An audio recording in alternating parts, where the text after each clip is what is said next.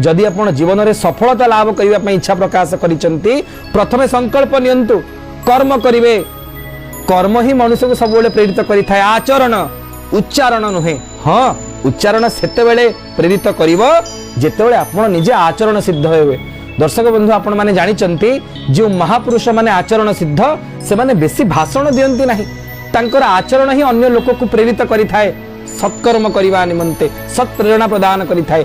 से लोक जे आचरण सिद्ध ताकू देखी तार आचरण को थरुटी देखिबा मात्र के अन्य लोक माने प्रभावित हो जिवे। जदि आमे केवल उच्चारण सिद्ध हबा आमे जालरे थिबा चना खाउथबा आ उद्घोषणा करूथबा आमे चना खाइबुनी जालरे पड़िबुनी। आमे आचरण करिबा उच्चारण सिद्ध हबा नहीं।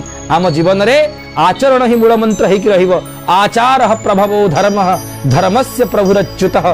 सनातन धर्मर मूल मंत्र होची आचरण। आम संस्कृति हमको आचरण सिखैछि। आसंतु आमर आचरण माध्यम रे समग्र जगत को प्रभावित करिवा।